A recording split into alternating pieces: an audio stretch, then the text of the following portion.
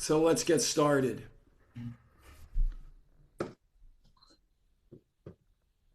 I was uh, I was born and grew up in Miami Beach, in South Beach specifically, and I noticed when I was just out of college, when I was starting my career, before I started the agency and worked elsewhere, and then when I started the agency, that when I would travel to places, people would ask me where I was from, and I would say Miami, and they would say, "Oh."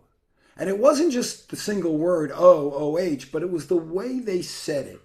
It was as if there was some judgment that was universal. No one ever said, "Wow, that's great, Miami, wow." They always said, "Oh."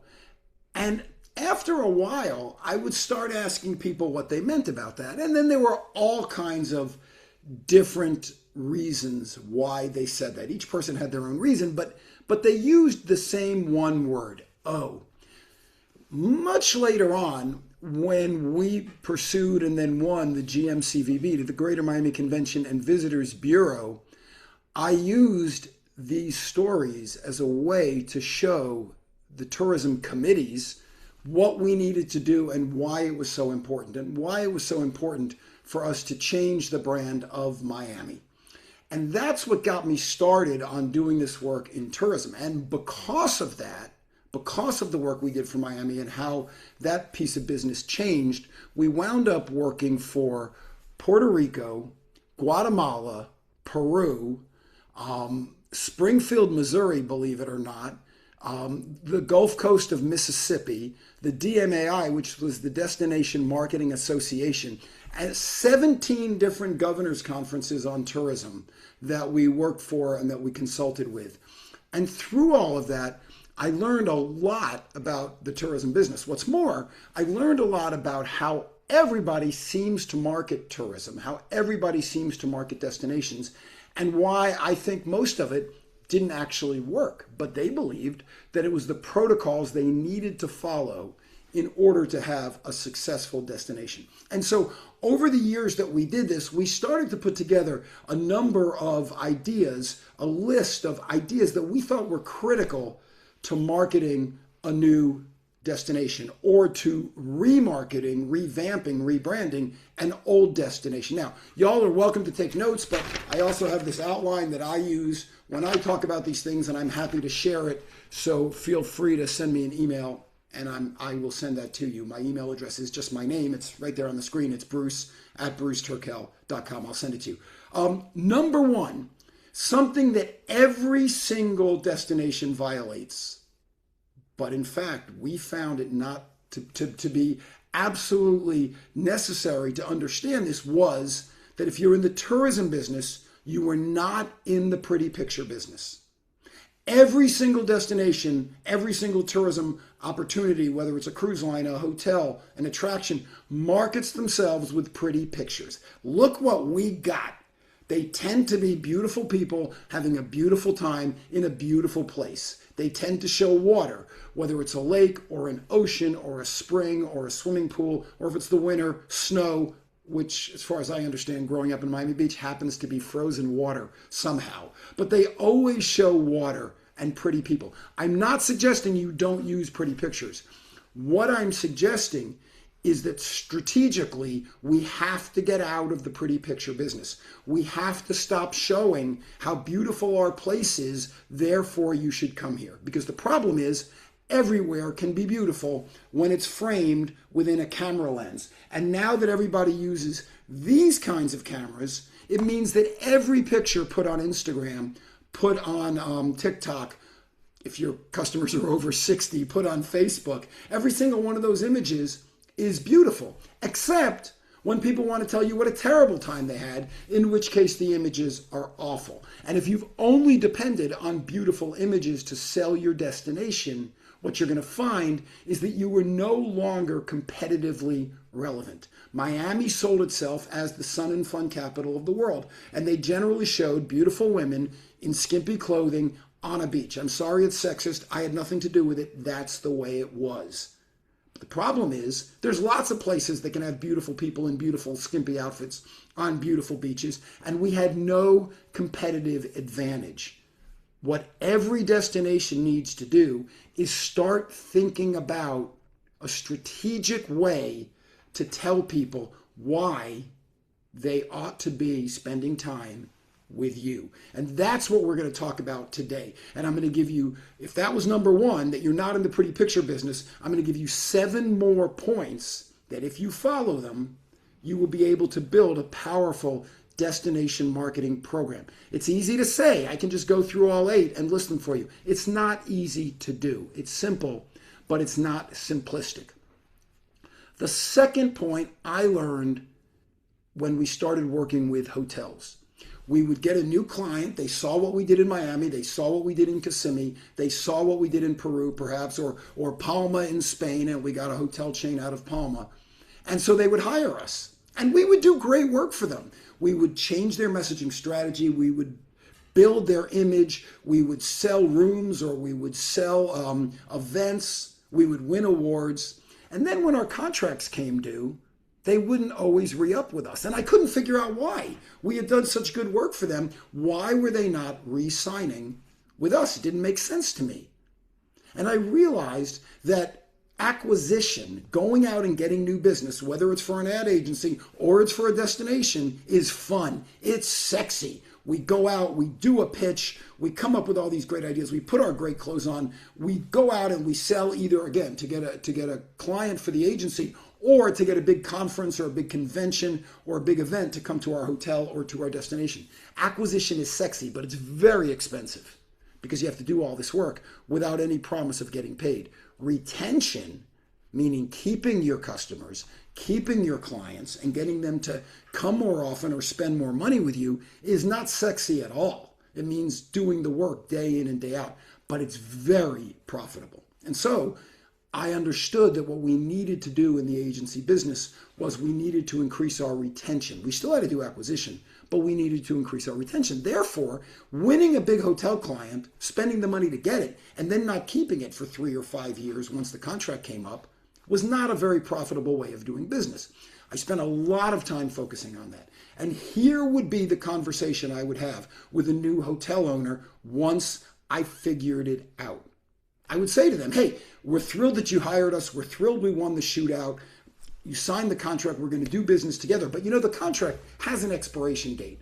We've got you for the next 2 years or 3 years or 5 years. You've got us for the next 2 years or 3 years or 5 years.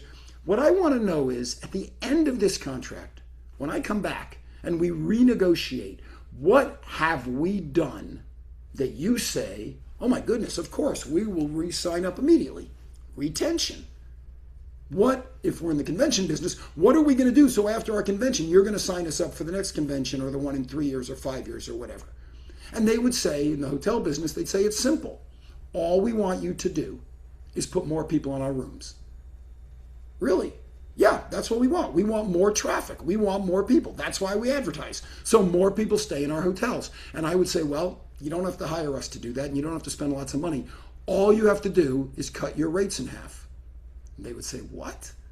And I'd say, if you want more people in your hotels, cut your rates in half. As soon as you do that, more people will stay in your rooms. And they would say, oh, no, you don't understand. We want to get more money for our rooms.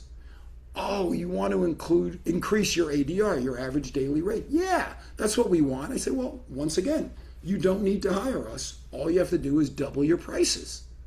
And they would say, what? They'd look at me like I had 2 heads. I'd say, if you want more people in your rooms, just double your prices. They'd say, well, how is that going to work? If we have double our prices, we're going to lose half of our people. I said, yeah, but you'll get more money per room. And they'd say, no. You don't understand. The truth was, I did understand. They didn't understand. What they wanted was more people spending more money. They wanted to increase their RevPAR, their revenue per available room. So more people would stay in the room and the price of the room would go up. Both occupancy and ADR would increase. It seems so obvious, doesn't it? And they would say, yeah, it is obvious. That's what we want. I'd say, but you didn't say that. You didn't tell us that's what you wanted. You said specifically more people in the rooms. And we could have doubled your occupancy and you would have fired us. And then you said more money per room, and we could have doubled the rates you charge, and you would have fired us because we would be following instructions that didn't actually meet what you wanted to accomplish. Now we understand what you want. You want to increase your RevPAR, which of course we knew all along. Give us the percentage you want to hit.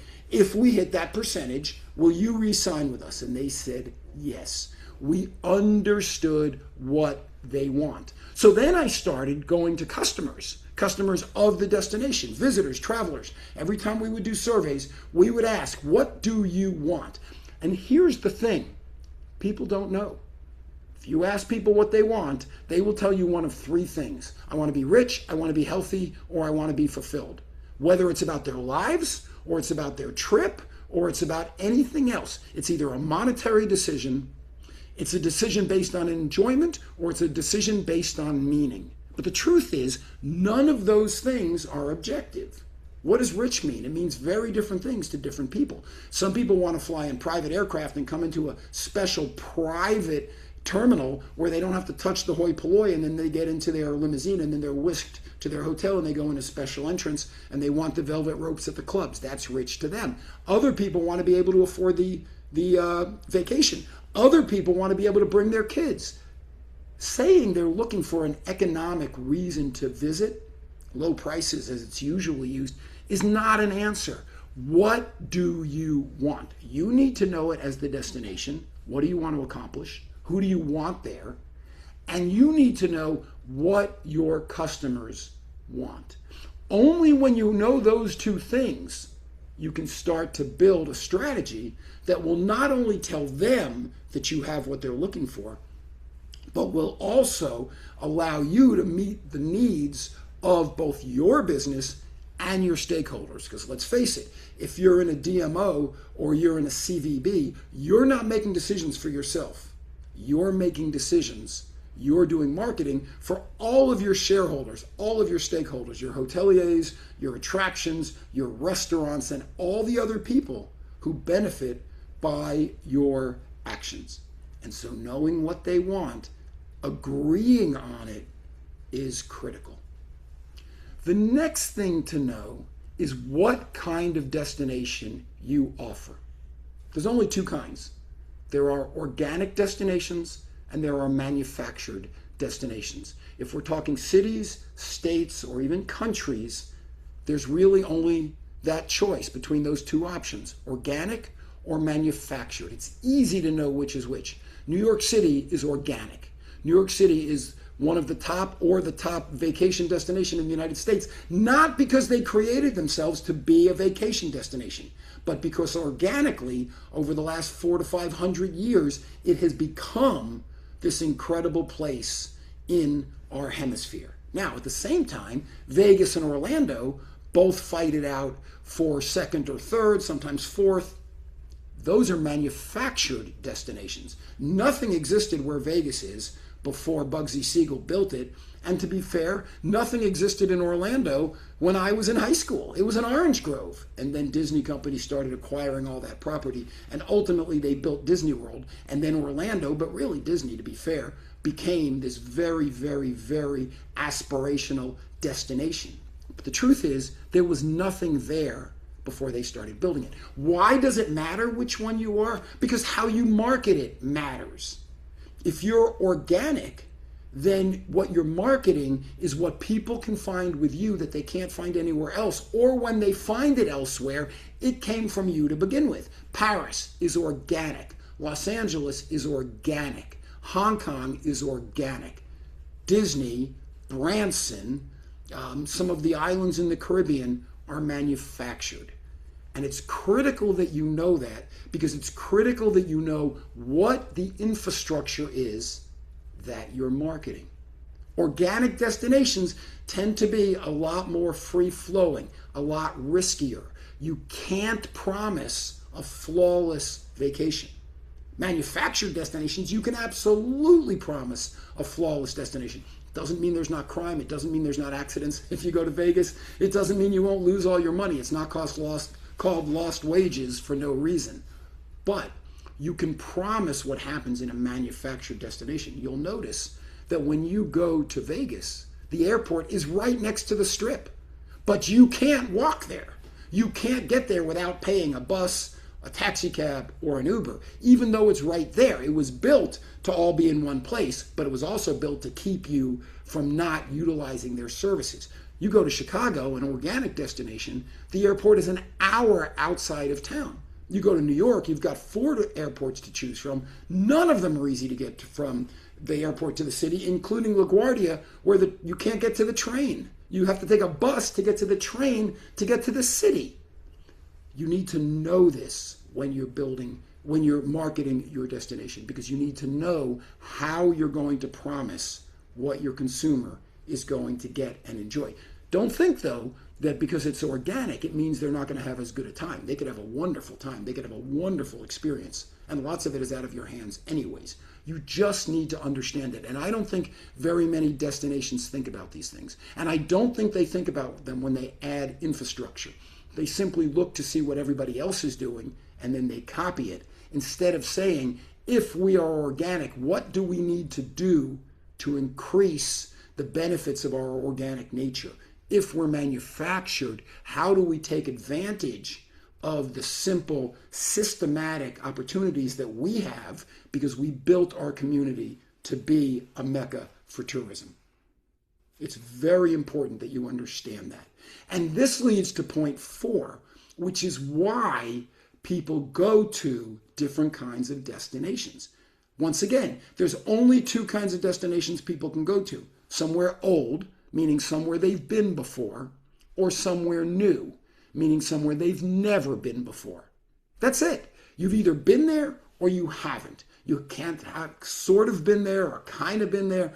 Yeah, you could say I landed in the airport in Atlanta, for example, because it's a hub, or Dallas because it's a hub, but I've never been out of the airport. But truthfully, even though you can check it off on the list, you've never been to those cities if you haven't left the airport. So there's only 2. I've been there or I haven't been there. If I've been there, obviously I'm going back.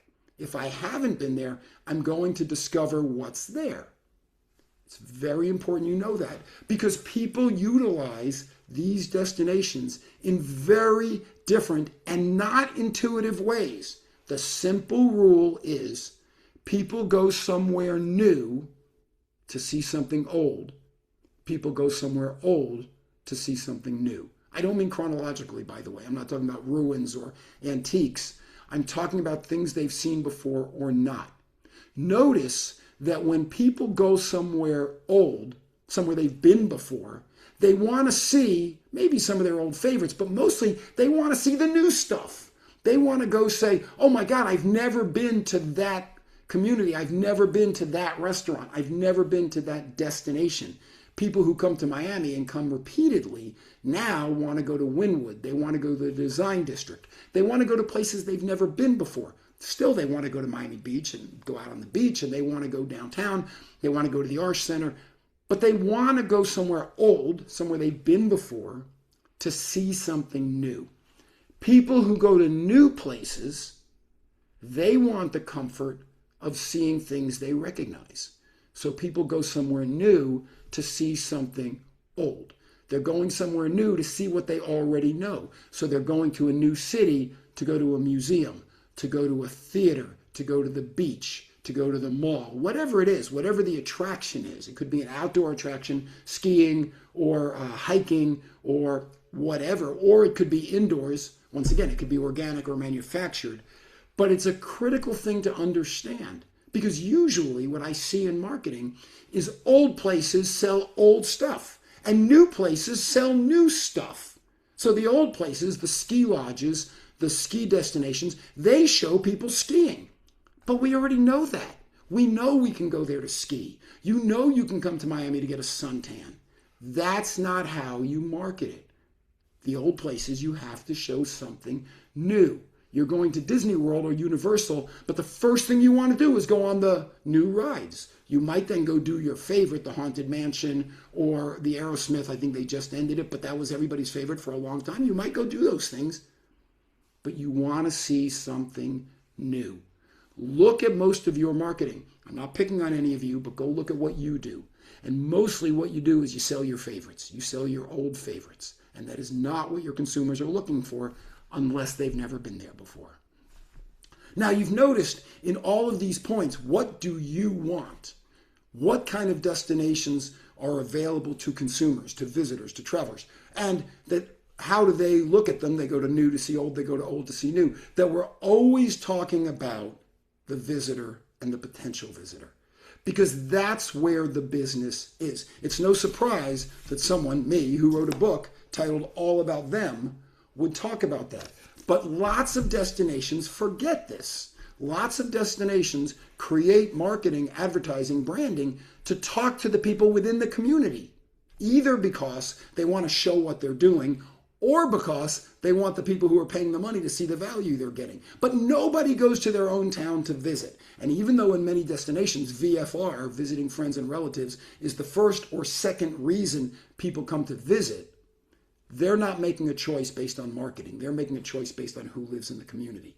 So I can't tell you how many times I've sat in governors' conferences on tourism meetings, or I've sat at DMOs or CVBs, and I've listened to the agencies and the design firms present work to appeal to the people sitting around the table. Because the people sitting around the table are the people who sign the checks. They're the shareholders who decide whether the ads are going to run or not. But it's a critical mistake because those people aren't visiting. They already live in your destination.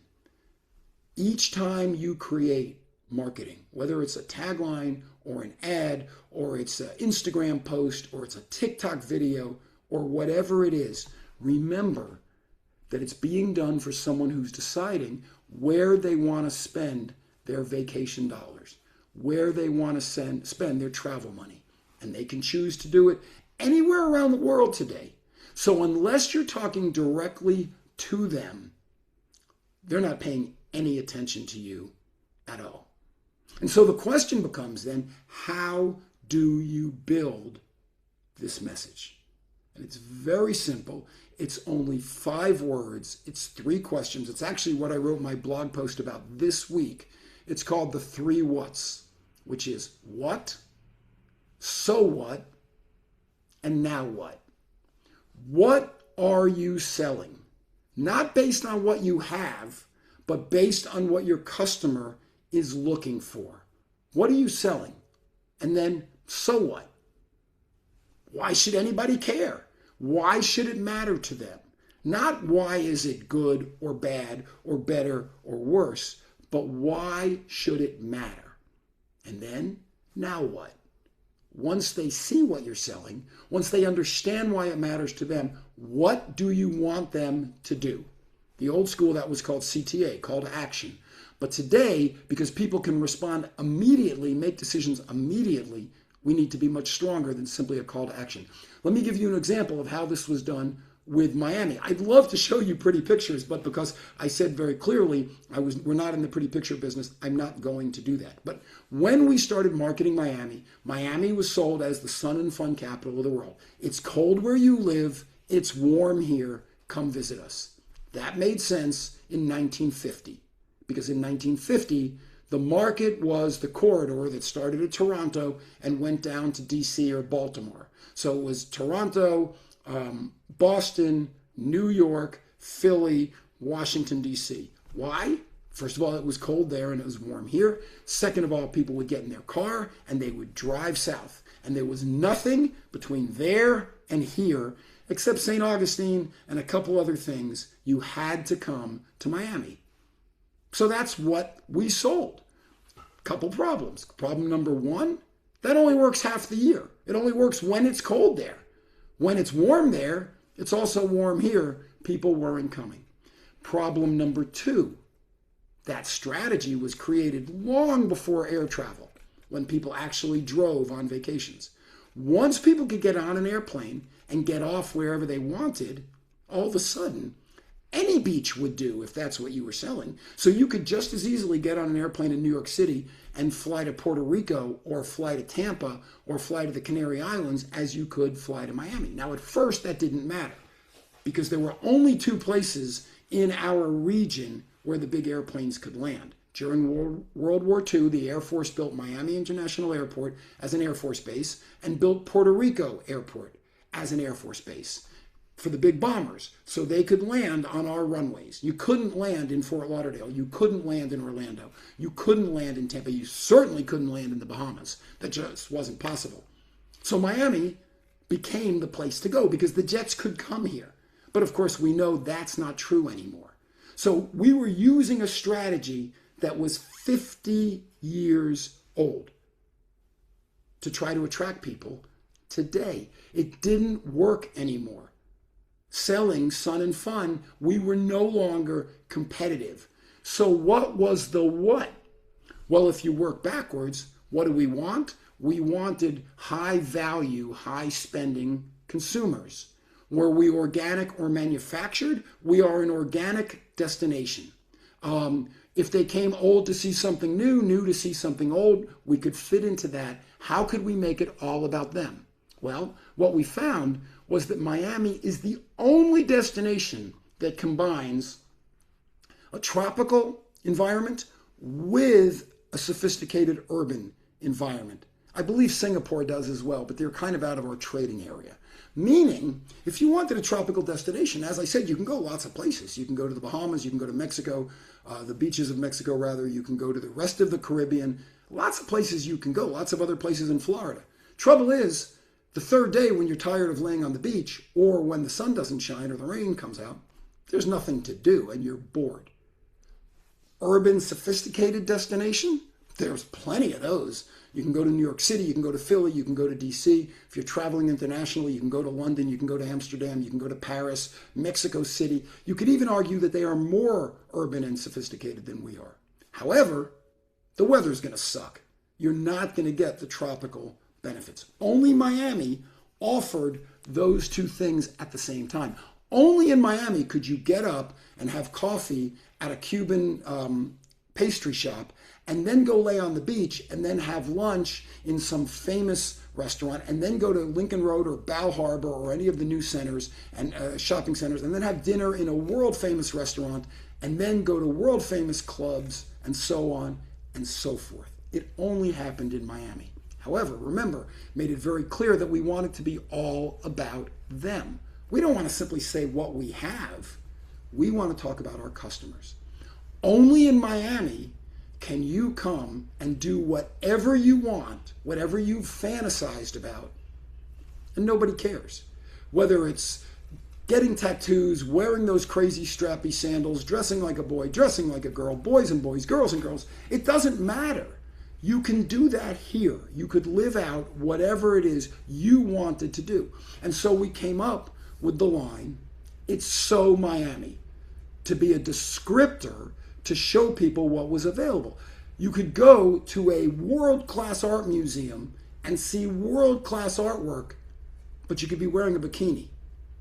It's so Miami.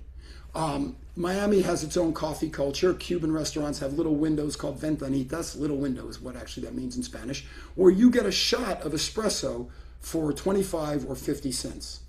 That's already unique. But only in Miami does a person in a $500,000 Lamborghini pull up to one of those little windows to get a 50-cent shot of coffee. And because they're driving a $500,000 Lamborghini and they want you to know they are, it's Viper green or it's signal orange. And when they park it in front of the Ventanita, they leave the scissor doors up. You see that here all the time. I was in Wynwood yesterday and there were 3 McLarens parked on the street. You don't see that anywhere else. It's so Miami. There's also bad things that you could say it's so Miami. Only in Miami on I-95 would you see people in bikinis on Ducati motorcycles going 90 miles an hour. And they would zoom past you and you just get the big butt in your vision with the green bikini and someone would go, it's so Miami. But it talked about exactly who we were and why we mattered. And more importantly, who you could be when you were here. We knew we were successful when J-Lo went on Letterman and he's talking to her and then he looks down and he says, oh my God, those are some incredible shoes. And they focus on her shoes and they're these really high gold with jewels and all kinds of stuff on them. And she says, I know. Aren't they so Miami? And then Paul Schaefer starts applauding. And It was at whatever, 11:30 at night, and my phone is just lighting up because all these people are calling me. Because we tapped into a zeitgeist of what people wanted. So what? We have all these things that allow you to be whoever you want. So what? You could live out your fantasies. You could be the person you've always wanted to be. Now what? Pretty much get your butt down here. And then, of course, we would give them different ways that they could do it, which leads to point 7. Partnership. There are lots of different organizations and businesses that depend on tourism but don't actually think about it and aren't asked to participate or contribute. Remember, you can't go somewhere, you can't go back to somewhere you've never been before. So economic development. Communities want to bring businesses into their community. Nobody's going to move their business to a place they haven't been, whether they simply go on a fam trip or they've been somewhere a number of times. They're going to go to a community before they decide to move their business there. If they're doing that, guess what? They're tourists. That means that the tourism infrastructure and the economic development infrastructure needs to work hand in hand. They are partners. You can come here in order to see, have a great vacation, and then decide to live here, move your business here. On the other hand, you can decide to live here and move your business here, and then you have to come and you have to put your people up in hotels and you have to take advantage of all of our tourism infrastructure. That works everywhere. But for some reason, people don't think about that. Every hotel, every attraction, every restaurant, every law firm that deals with any kind of tourism-related industry, whether it's the good things, new properties, new construction, or the bad things, slip and fall and liability, every one of them benefits from the tourism industry. None of them have ever been asked to contribute to tourism marketing. This partnership idea is to take it beyond the obvious. Your racetracks, your car rental agencies, your hotels, they're already participating, but there's all these other businesses. There's all these other interests that benefit from what you do in tourism. It certainly happened here. Our real estate prices have soared. Why hasn't the real estate industry been asked to participate? Every time someone comes and visits here and thinks, you know what, we should get a little place here. That's business for the real estate industry. These partnerships are never thought of because they're outside of the silo of how tourism marketing traditionally works. But what you find is that when these groups work hand in hand, not only do you have lots more resources, but you have lots more things to offer your customers, offer your potential visitors. So point 7 is partnership. Look for the opportunity to bring the people into your world who will benefit directly from the effects of expanded partnership. And finally, point 8. I want you to have one word or one sentence that you can use to define your destination or your property. Because otherwise, people don't know who you are or what you are. You need to be able to say it. Now, the best destinations already do. If you look at Los Angeles, you could describe Los Angeles lots of different ways. You might say Rodeo Drive, you might say Santa Monica, you might say the Grauman's, or you might say movies, or you might say the Hollywood Hills. There's lots of different ways to say it. But we know what Los Angeles stands for, which is one word, movies. If you talk about New York City, you could say Broadway, you could say Central Park, you could say Carnegie Hall, you could say shopping, you could say Broadway. Different ways you can experience it. But we know what New York stands for. It's the Big Apple. It's the biggest, most important place in the hemisphere. We know that. DC, seat of government, history, Americanism. We know it. We know what Vegas stands for. We know what Orlando stands for. And we know what Miami stands for. Here's a way to know if this works for your destination. Let's say that, we'll use Miami again as an example, or Tampa, any city in South Florida. Let's say that you are talking to your friends in New York City. You live in New York, you work in a hedge fund, you're talking to your friends, and they say, what are you doing this weekend? And you say, I'm going to Orlando. They know exactly where you're going, Disney, who you're going with, your family and your children, and what you're going to do when you get there. You're going to walk around with screaming kids who want to see everything and eat everything and then are exhausted, and you're going to have a migraine. But you know those things. It comes with the word Orlando. Here's the fascinating thing. Most of Disney is not in Orlando. Orlando is in Orange County. Disney is in Osceola County, but it's known as Orlando. So you know what it's going to be. If you're having that same conversation and I say to you, what are you doing this weekend? And you say, I'm going to South Beach. I'm going to Miami. I know where you're going, South Beach. I know who you're not going with, probably your kids. And I know what you're going to do there. I just don't say it out loud, but I know what it is. Okay, that makes sense. If I say, what are you doing this weekend? And you say, I'm going to Tampa. What does that mean? I don't actually know. I mean, it's nice. It's warm. It's got water. It's got some great art museums. But I don't know that because there's no way to describe Tampa in one word. You can describe Orlando in one word. You could say Disney or Universal, or you could say the world's happiest place, Disneyland. There's a way to describe Miami in 1, 2, or 3 words. It's hot, it's hip, it's happening, it's cool. There's a way to describe LA and Vegas and Paris and London. But there's no way to describe Tampa in one word. And if you can't do that, why would you expect that your customers, and worse, your potential customers, could? You'll find that if you say to someone, what do you stand for? Tell me in 1 word, 2 words, 3 words what you do.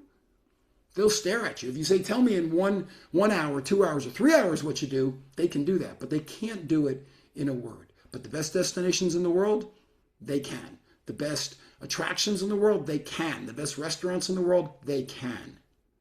And so my challenge to you is to be able to do that. I have one more story that I want to share with you. But before I do, I want to share my screen because I created, I didn't expect that y'all were going to rush out and buy All About Them, but I created a workbook all about them for the travel and tourism industry. If you want it, all you got to do is scan this QR code. If it asks you for a code, it doesn't always, but if it does, put in Republic for the Republic, the agency that was nice enough to sponsor me to come present this for you. And you'll be asked a couple questions. How did I do? I want to prove to Robert and the rest of the team there that I did a good job. But more importantly, you will receive an email with a PDF of this book. I think it's 12 or 16 pages, and it will take you through the entire process, not what we talked about today, but in depth, the entire process of building an All About Them brand for the travel and tourism industry. If you want a copy, let me stop the share. If you want a copy of the notes from this talk, just send me an email. I will be happy to send you a PDF of it.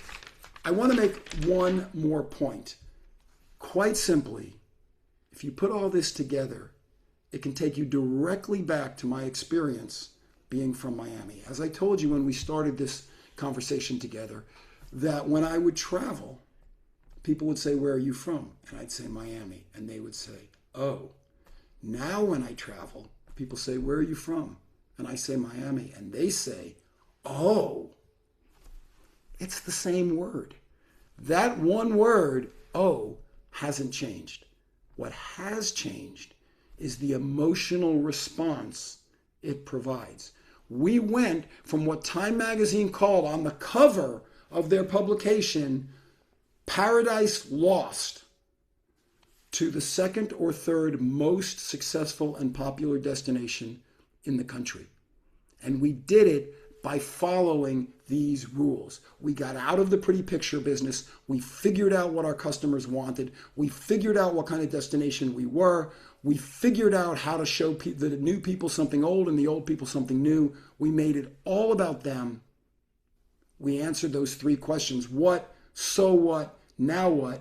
We partnered with the right folks to help us build the resources we needed.